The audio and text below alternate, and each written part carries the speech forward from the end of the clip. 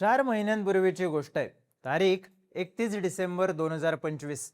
नवीन वर्ष सुरू होण्याआधी चीनचे अध्यक्ष शी जिनपिंग यांनी एक भाषण केलं होतं. या भाषणात ते म्हणाले होते, तैवान चीनमध्ये सामील होणं ही काळाची गरज आहे. हे कोणीही रोखू शकत नाही. जिनपिंग यांनी इशारा दिला होता की गरज पडल्यास चीन बळाचा वापर करून तैवानला आपल्या ताब्यात घेईल. जिनपिंग यांनी फक्त इशारा नाही तर थेट धमकी दिली होती. तैवानवर हल्ला करण्याची धमकी. अमेरिकेच्या गुप्तचर यंत्रणांनी यापूर्वीच इशारा दिला आहे की चीन येणाऱ्या काळात तैवानवर ताबा मिळवण्यासाठी लष्करी कारवाई करू शकतो.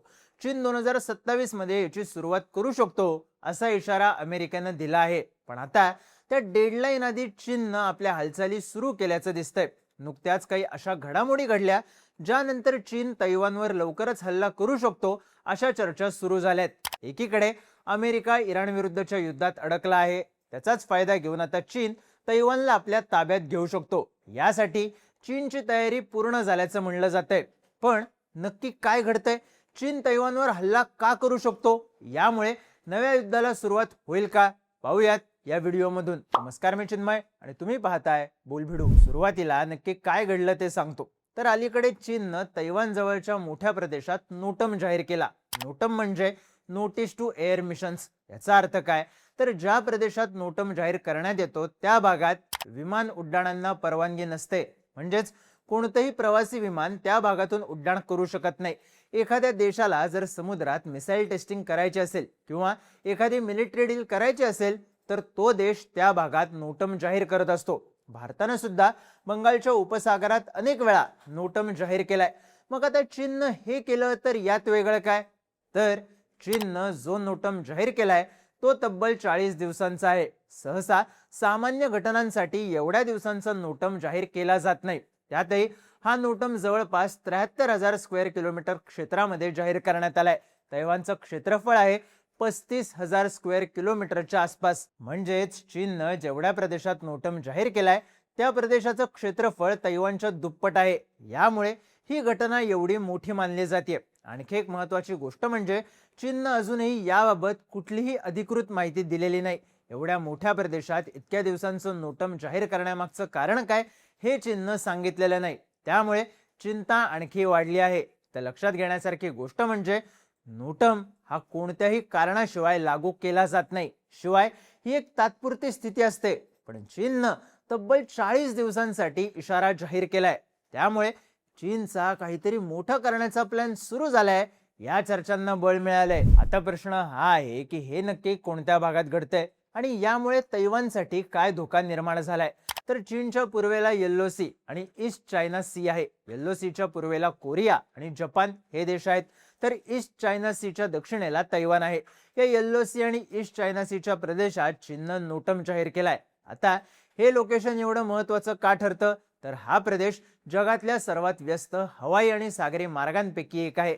या प्रदेशाला लागूनच चीनचं सर्वात मोठं शहर शांघाय आहे. फक्त चीनच नाही तर जपान आणि दक्षिण कोरियासारख्या देशांसाठी सुद्धा हा भाग अत्यंत महत्त्वाचा आहे. मात्र चीननं त्याच भागात नोटम जाहीर केल्यामुळे वेगवेगळ्या चर्चांना उधाण आलंय. चीनच्या या हालचालींबाबत तज्ज्ञांचं म्हणणं आहे की चीनला या भागात नक्कीच कुठली तरी लष्करी कारवाई करायची आहे. चीन या भागात मिसाईल टेस्टिंग करू शकतो किंवा आपल्या फायटर जेट्सचा सराव करू शकतो. त्यामुळे त्यानं अशा प्रकारचा इशारा दिला आहे. आता यामुळे चीन तैवानला ताब्यात घेण्याच्या चर्चा का सुरू झाल्या? तर चीनचा अनेक वर्षांपासून तैवानवर डोळा राहिलाय. 1949 साली चीनमध्ये क्रांती होऊन चीनची सत्ता चायनीज कम्युनिस्ट पार्टीच्या ताब्यात आली. सीसीपीचा सुरुवातीपासूनचा दावा आहे की ऐतिहासिकदृष्ट्या तैवान हा प्रदेश चीनचाच भाग होता, जो आता वेगळा झालाय. त्यामुळे त्या प्रदेशाला चीनच्या ताब्यात आणण्याचं कम्युनिस्ट पार्टीचं ध्येय आहे. तैवानकडे चीनमध्ये विलीन होण्याशिवाय दुसरा पर्याय नाही असं चीनचं म्हणणं आहे. हे करण्यासाठी चीन बळाचा वापर करायलाही पुढे मागे पाहणार नाही असं म्हणलं जातं. शी जिनपिंग 2013 साली चीनचे अध्यक्ष बनले. तेव्हापासून तैवानबाबत चीनचं धोरण चांगलंच आक्रमक झालंय. चीन आणि तैवानमध्ये एक अनऑफिशियल बफर लाईन आहे. पूर्वी ही बफर लाईन ओलांडणं अत्यंत दुर्मिळ आणि मोठी घटना मानलं जायचं. पण आता चीन हे जवळपास रोजच करतोय. 2022 पासून चीननं तैवानच्या भागात अनेक लष्करी सराव केले आहेत. हे सराव फक्त दिखाव्यापुरते नाहीत हे वेगळं सांगायची गरज नाही. चीन हळूहळू तैवानची पूर्ण नाकाबंदी करण्यासाठी पावलं उचलत असल्याचं यावरून दिसायला लागलंय. अलीकडेच आणखी एक मोठी घटना घडली ज्याची चर्चा जगभरात सुरू झाली. झालं असं की शी जिनपिंग यांनी शुक्रवारी 10 एप्रिलला बीजिंगमध्ये तैवानच्या मुख्य विरोधी पक्षाच्या अध्यक्षा चेंग ली वून यांची भेट घेतली. ही घटना मोठी आहे कारण चेंग ली वून या मागच्या दशकभरात चीनचा दौरा करणाऱ्या तैवानच्या पहिल्या विरोधी पक्षनेत्या आहेत. चीनची ही कृती अमेरिकेने अलीकडेच व्हेनेझुएलामध्ये जे केलं त्याच्याशी मिळती जुळती असल्याचं मानलं जाते. अमेरिकेने या वर्षाच्या सुरुवातीला व्हेनेझुएला या देशावर हल्ला करून त्या देशाच्या अध्यक्षांना आपल्या ताब्यात घेतलं. तेव्हापासून आता व्हेनेझुएलावर अमेरिकेचा होल्ड आहे. पण हे करण्यासाठी अमेरिकेने व्हेनेझुएलाच्या प्रमुख विरोधी पक्षनेत्याला आपल्या बाजूने करून घेतलं होतं. अमेरिकेने याआधीही अनेक देशांमध्ये अशाच रणनीतीचा वापर केलाय. जेव्हा एखाद्या देशाचा प्रमुख अमेरिकेच्या मर्जीतला नसतो तेव्हा अमेरिका तिथल्या विरोधी पक्षनेत्याला आपल्या बाजूने वळवून घेण्याचा प्रयत्न करतो. इराणच्या बाबतीतही अमेरिकेने खामेनेई यांच्या विरुद्ध रजा पहलवी यांना बळ दिलंय. आता चीन सुद्धा तैवानवर हल्ला करण्याआधी हीच स्ट्रॅटेजी वापरत असल्याची चर्चा सुरू झाली आहे. सध्या अमेरिका इराण विरुद्धच्या युद्धात अडकलाय. या युद्धात इराणनं अमेरिकेला चांगलंच झुंजवलंय. यामुळे अमेरिकेचं प्रचंड आर्थिक नुकसानही झालंय. ऐतिहासिक दृष्ट्या अमेरिकेचा तैवानला पाठिंबा राहिलाय. चीननं जर हल्ला केलाच तर अमेरिका मदतीला येईल असा विश्वास तैवानला आहे.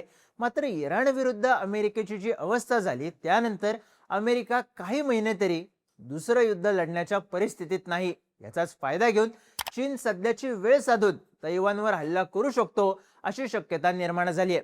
चीननं तैवानच्या समुद्रात ज्या प्रकारे हालचाली सुरू केल्या ते पाहता नक्कीच काहीतरी मोठं होऊ शकतं या चर्चेने जोर धरलाय. तुम्हाला काय वाटतं? चीन लवकरच तैवानवर हल्ला करून नव्या युद्धाला सुरुवात करेल का? तुमची मतं आणि प्रतिक्रिया कमेंट करून नक्की सांगा आणि माहितीपूर्ण व्हिडिओज पाहण्यासाठी बोलबिडूच्या YouTube चॅनलला सबस्क्राईब करायला विसरू नका.